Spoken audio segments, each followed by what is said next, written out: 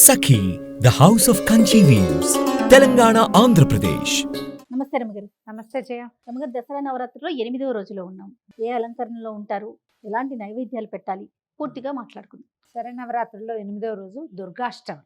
ఈ అష్టమి మనకి సాధారణంగా అష్టమి తిథి పనికిరాదు. ఏ దశలోనూ మనం అష్టమి నాడు ఎక్కడికి వెళ్ళకూడదు, అష్టమి నాడు అష్టకష్టాలు వస్తాయి, ఇలాంటివి చెప్పుకుంటాం.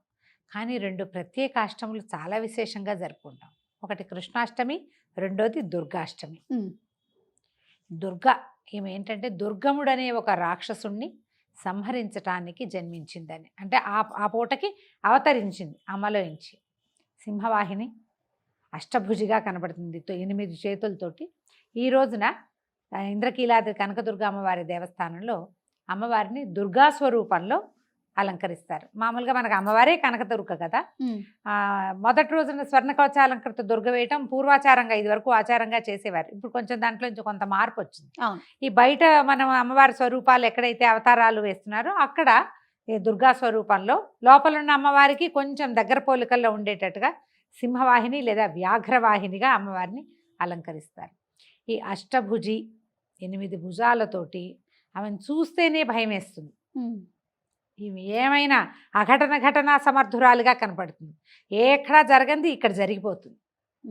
ఈ దుర్గముడు అని రాక్షసుడి పేరు చెప్తారు కదా. అవునండి. ఈ రాక్షసుడు దుర్గముడు అంటే ఏ పక్కకి వెళ్ళనివ్వని వాడు. తెరిపి లేదు వాడితో ఉంటే. మనకి ఉద్యోగంలో ఏం చేయాలో తెలియదు, సంసారంలో ఏం చేయాలో తెలియదు, సమాజంలో ఏం చేయాలో తెలియదు, దారి కనపడదు, దిక్కుతోచని పరిస్థితులు మన జీవితంలో ఎదురుపడవు. మరి మీకు 2-3 సంవత్సరాల వయసు అప్పటి నుంచి మరణం వరకు మనం ప్రతిసారి ఎదుర్కొంటాం. అవును. ప్రతి దశలోనూ అగమ్యగోచరమైన స్థితి, ఎటెళ్లాలో తెలీదు. పట్టుకుంటే పాము కోపం, విడవమంటే కప్ప కోపం. ఇప్పుడు జీవితం అలాగే ఉంటుంది. ఈ పని చేయకపోతే వాళ్ళకి నచ్చదు, ఆ పని చేద్దామంటే వీళ్ళకి నచ్చదు. మధ్యలో ఒక విపత్కర పరిస్థితులు వస్తే ఎగదీస్తే గోహత్య, దిగదీస్తే బ్రాహ్మణ హత్య. జీవితం ఎప్పుడు ఇలాగే ఉంటుంది. ఇలాంటి దుష్కరమైన స్థితిలో, దుర్గమమైన పరిస్థితులలో దుర్గని ఆరాధిస్తే ఈ పరిస్థితుల నుంచి మనని బయటపడేస్తుంది. అమ్మవారికి పులిహార నివేదన పెడతారు. కట్టు పొంగలి చాలా విశేషంగా చెప్తారు ఈ రోజున. మామూలుగా మనం రోజువారీ పెట్టేటువంటి వడపప్పు, పానకం, పళ్ళు, ఫలాలు, పాలు, ఇవి 9 రోజులు పెట్టుకుంటాం కదా. పానకం, వడపప్పు పెట్టుకుంటాము. మన పులగం కూడా 9 రోజులు పెట్టుకోవచ్చు. ఈ రోజున అమ్మవారికి ప్రత్యేక నివేదనగా మనం కట్టు పొంగల్ చేయొచ్చు, లేదా పులిహార చేయొచ్చు. మన ప్రాంతాచారాన్ని బట్టి పులిహార కూడా కొన్ని చోట్ల కనపడుతుంది. అమ్మవారికి ప్రధానంగా కట్టు పొంగల్ పెడతారు. కట్టు పొంగల్ అంటే పెసరపప్పుతో చేస్తాం కదా, మిరియం పొంగల్ అంటారు. అవును. పెసరపప్పు పొంగలి మీ అవకాశాన్ని బట్టి అది చేసుకోవచ్చు. అయితే ఈ అమ్మ ఏ స్థితిలో నుంచైనా కాపాడేస్తుంది. ఎన్ని రకాల స్తోత్రాలు ఉన్నాయో దుర్గా సప్తశతిలో నుంచి తీసుకున్న దుర్గా సప్తశ్లోకి, తర్వాత ధనుంజయకృత దుర్గా స్తోత్రం, దుర్గా ద్వాత్రింశన్ నామావళి, 32 నామాలు, దుర్గార్తిశమని, దుర్గాపద్వినివారిణి, దుర్గమచ్చేతిని, దుర్గసాధిని, దుర్గనాశిని, అన్ని దుర్గలతోటే వస్తాయి. ఎంత అద్భుతంగా ఉంటుందో. అమ్మవారే స్వయంగా చెప్పిందట, ఈ ద్వాత్రింశన్ నామావళి చదవండి, చదివితే ఎలాంటి విపత్కర స్థితుల్లో నుంచైనా నేను రక్షిస్తాను. ఈ రోజున ఇప్పటిదాకా మనం ఒక రకంగా చేసుకున్నామా, ఈ రోజున ఏం చేయొచ్చు మనం? ఈ నామావళిలో నుంచి ఏదో ఒకటి తీసుకోండి. లలితా సహస్రనామము, ఖడ్గమాల చదువుకోవచ్చు, త్రిశతి చదువుకోవచ్చు. దుర్గకి ప్రత్యేకంగా చెప్పబడినటువంటి ఇవి చదవచ్చు. అయితే దుర్గా సప్తశతిలో 700 శ్లోకాలు ఉంటాయి. సప్తశతి 700 శ్లోకాలు ఈ రోజున మనం పూర్తి చేయగలమా లేదా అనేది మీ అవకాశాన్ని బట్టి చూసుకోండి. ఓపికగా చేయదలుచుకుంటే కనుక ఏదైనా ఇంటి చుట్టుపక్కల దేవాలయాల్లో ఎక్కడైనా అమ్మవారి చండీ యాగాలు అవి జరుగుతుంటే అక్కడ దర్శనం చేసుకోండి. త్రిరాత్ర వ్రతం చేసే వాళ్ళకి ముందు రోజు, నిన్న సాయంత్రం నుంచే త్రిరాత్రం మొదలు పెడతాం మనం. అవునవును. సరస్వతి పూజ నాటి రాత్రి, సప్తమి, అష్టమి, నవమి 3 రాత్రులు చేస్తాం కదా. ఇది 2వ రాత్రి అవుతుందన్నమాట.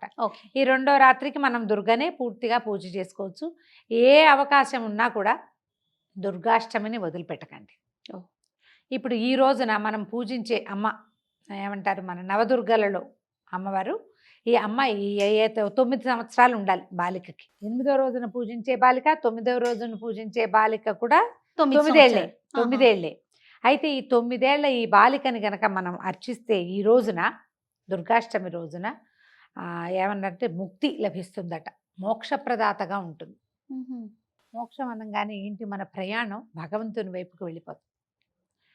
ఏదైనా చేసి వెళ్తామో చేయకుండా వెళ్తామో తెలియదు.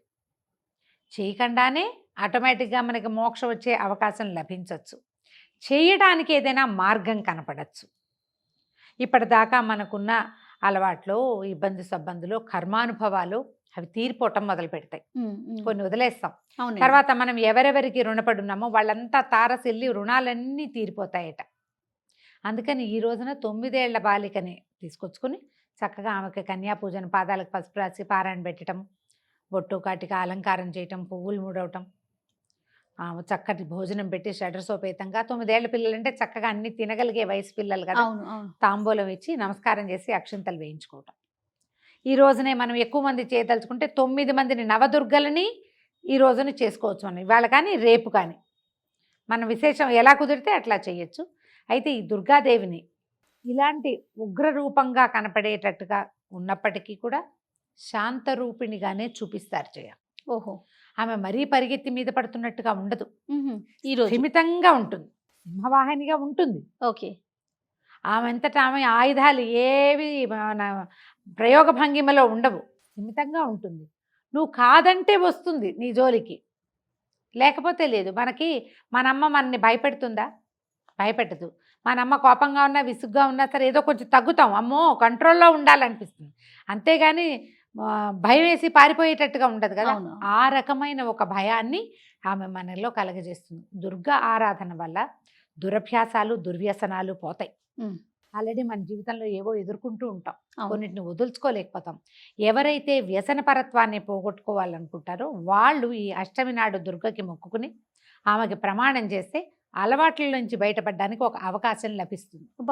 ఈ రోజు స్పెషాలిటీ అది. మీరు చేయగలగాలి. అది నేను ఆవిడకి చెప్పాను, ఆమె చూసుకుంటుందంటే ఆమె చూసుకోదు, నిన్ను చూస్తుంది ఆమె. నేను నిరుడొకళ్ళకి చెప్పాను ఈ మాట. చెప్తే ఒక 2-3 నెలల తర్వాత ఏదో పార్టీ అవకాశం వచ్చింది, తాగేశారో ఏదో చేశారు. మొత్తానికి నాకు తర్వాత చెప్పారు. చెప్తే నేనన్నా, అంటే అవకాశం రాను ఇన్ని 2 నెలల నుంచి ఎవ్వరు పిలవలేదండి, అమ్మే నన్ను కంట్రోల్ చేస్తోందని నేను భావించాను. 2-3 నెలల తర్వాతట పార్టీకి పిలుపు వచ్చిందిట.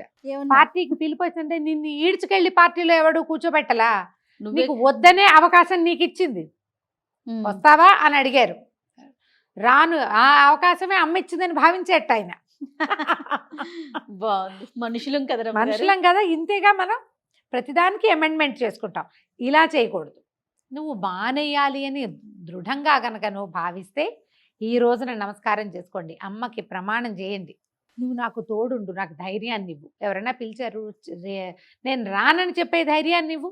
పిలుపు వస్తేనే అది నా పిలిపేనని, అమ్మవారి పిలిపేనని భావించి వెళ్ళొద్దు. ప్రతి వాళ్ళు ఈ అవకాశాన్ని తీసుకోవచ్చు. ఎంత చిన్న హ్యాబిట్ అయినా మార్చుకోవచ్చు జయ మనం. అంతే కదా రమ్మగారు. పెద్ద దుర్వ్యసనాలు ఉండాలి కదా. దుర్వ్యసనాలకు అని అనుకోకండి. చిన్న చిన్న బ్యాడ్ హ్యాబిట్స్ కూడా మనకి కొన్ని ఉంటాయి. మాట్లాడటమో, తింటామనో, ఎక్కడికి వెళ్ళకపోవటమో, లేదా ఎక్కడికైనా వెళ్ళిపోవటమో, నోటి పోట్లాట కోరుతాను, అవన్నీ అమ్మకి ఇచ్చేయండి. అంతే. నీకు ఇచ్చేస్తున్నాను, నువ్వు దీన్ని మళ్ళీ నా దగ్గరికి రానివద్దు. ఒకవేళ వచ్చింది అనుకో, అప్పుడు మనం ఇందులో దుర్గా దుర్గా దుర్గా దుర్గా అనుకోవాలి. ఈ దుర్గాదాస్ కథే కదా మనం చెప్పుకున్నాం. అవును, గాజుల అమ్మవారి కథ. అతను ఏం చేశాడు, దుర్గాదాసు ఆ కథ చెప్పినప్పుడు మనం గాజుల అతను కథ జ్ఞాపకం వచ్చింది కదా. చాలా మంచి కథ అండి. అతనికి సాధారణంగా అతని పేరు ఏదో, ఏ స్వరూపాన్నైనా దుర్గగానే భావించి, ఏ అమ్మాయినైనా దుర్గగానే భావించి దుర్గా దుర్గా దుర్గా అనటం వల్లే దుర్గ అతనికి కనపడింది.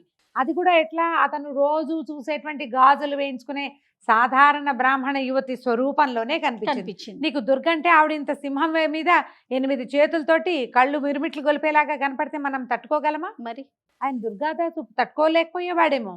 అందుకని సాత్విక స్వరూపంలోనే అతనికి దర్శనమిచ్చి నేను నీతో ఉన్నానని నిరూపించింది. దుర్గాదాస్ కథ జ్ఞాపకం చేసుకోండి. అవునండి. నిరూపణ, తను అలవాటుగా వేసే గాజులు ఒక పావలా ఎక్కువకి ఆశపడకుండా న్యాయమైన వ్యాపారం చేస్తూ దుర్గని నిరంతరం తలుచుకుంటూ ఉన్నందుకు ఆమె అతనికి ప్రత్యక్షమైంది. అదే కదా కదా, మనం కూడా అంతే. ఏదైనా నా నెత్తి మీదకి వస్తే అది నీ వల్లే వచ్చిందని అనుకోవద్దు. తప్పుకునే అవకాశం నీకు ఇచ్చిందని నమ్మాలి. నీ చేతిలోనే ఉంది. నేను చేయననొచ్చు, నేను రాననొచ్చు, నేను వెళ్ళకూడదు అనుకోవచ్చు. అవన్నీ నీ చేతిలో ఉన్న పనులే కదా. మన చేతిలో ఉన్న పని చేసి హ్యాబిట్స్ మార్చుకోండి. ఈ రోజున మనం ఒక నిర్ణయం తీసుకోవచ్చు. దానికి ఇది అవకాశం. దానికి ఇది మంచి అవకాశం. దుర్గా అమ్మవారు మనతో పాటు ఉంటుంది. ఆమె మనతో ప్రయాణం చేస్తుంది. మనం ఏ దశలో ఉన్నా దుర్గని తలుచుకోవచ్చు. సప్తశతి చదవగలిగితే చండీ పారాయణం అంటారు, చేయగలిగితే చేయండి. లేదా దుర్గా సప్తశ్లోకి అని ఉంటుంది. ఈ సప్తశతులు 700 శ్లోకాలు కదా. ప్రతి 100లో నుంచి ఒక్కొక్క శ్లోకం చొప్పున తీసుకుని ఆ 700 శ్లోకాల ప్రతీకగానే సప్తశ్లోకి చేశారు. ఇది మనకి స్తోత్రనిధి యాప్లో దొరుకుతుంది. ఓకే, అది దొరుకుతుంది. దుర్గా ద్వాత్రింశ నామావళి దొరుకుతుంది. తర్వాత అర్జున కృత ధనుంజయ కృత దుర్గాస్తుతి ఏంటది ఆర్యమందర వాసిని అని వస్తుంది. ఆ స్తోత్రం కూడా చాలా బాగుంటుంది. అది చదువుకోవచ్చు. దుర్గా అష్టోత్తరం దొరుకుతుంది. దుర్గా అష్టోత్తరాన్నైనా సరే తీసుకుని చక్కగా అష్టోత్తరం చేసుకోండి. కొద్దిపాటి కుంకుమార్చన చేయండి. దుర్గకి కుంకుమార్చన చాలా ప్రీతి. ఆమెకి ఇష్టం ఎరుపు ఇష్టం కాబట్టి ఆమెకి ఎర్రని వస్త్రాలు కానీ, ఆరెంజ్ కలర్ కానీ, కొంచెం రిచ్ ఎరుపు మనం కట్టుకున్న మెరూన్ కలరు అలాంటివి, కుంకుమ రంగు, మొద్దు కుంకుమ రంగు అంటారు మన వైపు, కుంకుమ రంగు వస్త్రాలు, ఎర్రని వస్త్రాలు అమ్మవారికి ధరింపజేయచ్చు. ఎవరికైనా ఇవ్వచ్చు. మనం ఒక కన్యకని పెట్టుకుంటే ఆ కన్యక కూడా ఎర్రని వస్త్రాలు, ఎర్రని గాజులు, కుంకుమ, తామర పువ్వులతోటి పూజ, ఎర్ర కమలాలు దొరుకుతాయి కదా, అవునవును, వాటితోటి పూజ అమ్మవారికి అత్యంత ప్రీతిపాత్రమైనవి. మీ అవకాశాన్ని బట్టి దుర్గని సేవించండి.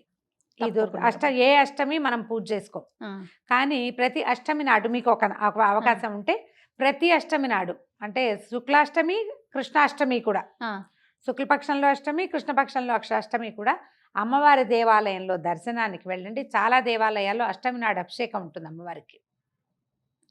చేయదలుచుకుంటే అష్టమి తిథుల నియమం పెట్టుకుని కూడా, మనం ఏకాదశి నియమం ఎట్లా పెట్టుకుంటున్నాం అట్లా అష్టమి నాడు కూడా అలా నియమం పెట్టుకోవచ్చు.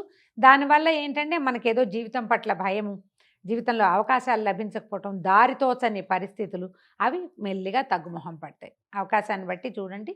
సో అమ్మవారికి ఎర్రని వస్త్రాలు, ఎర్రని పువ్వులతోటి పూజ ఇవి చేసుకుని ఈ రోజున సుసంపన్నం చేసుకుందాం. సంతోషం రమ్య గారు. నమస్తే. నమస్తే. Anchor's dress courtesy by Saki.